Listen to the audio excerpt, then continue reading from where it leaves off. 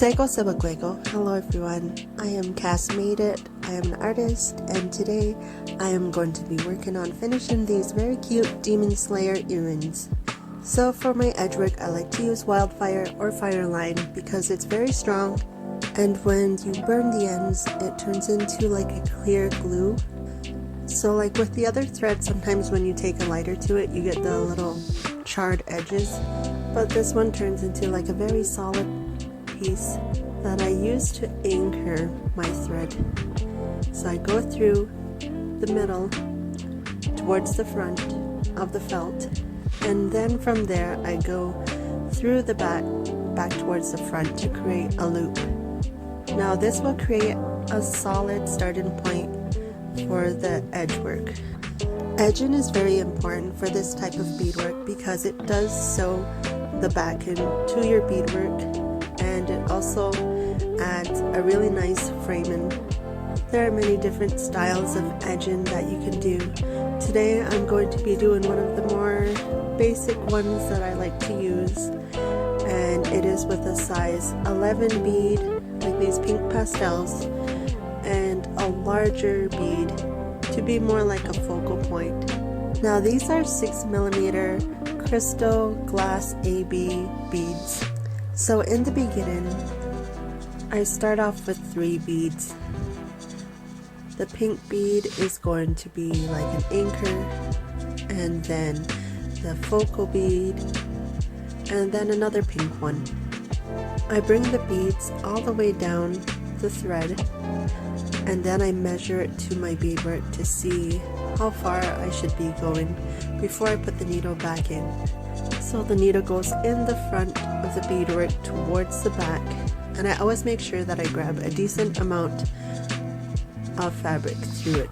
So I don't want to do it too close to the edge because I don't want it to rip, but I also don't want to go too far in. So I find a happy medium. It makes it strong and secure.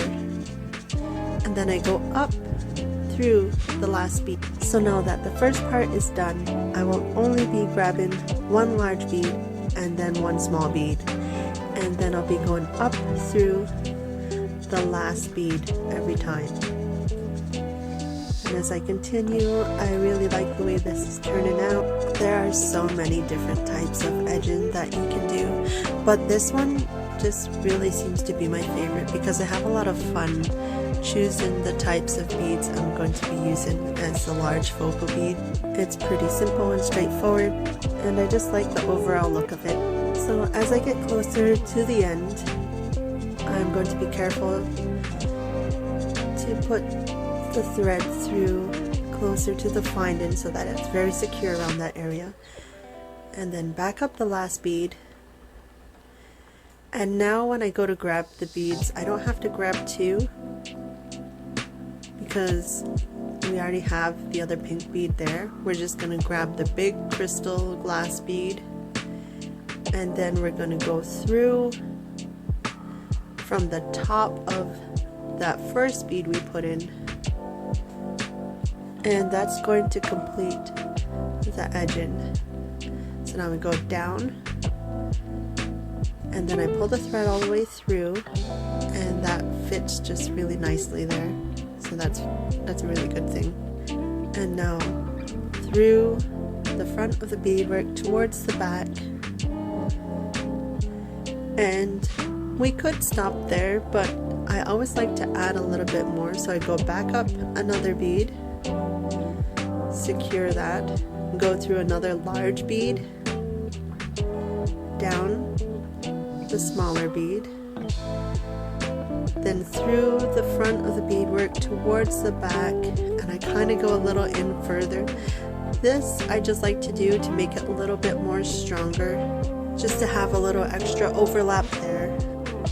I give it a little bit of space, and I cut the thread. This thread's pretty tough, and then I get my lighter. So you see I have a little extra there, but that's going to melt down really nicely once I use the lighter. This is why I really like this thread.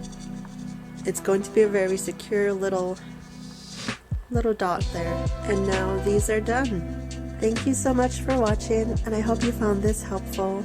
Please comment a pink heart if you watched all the way through.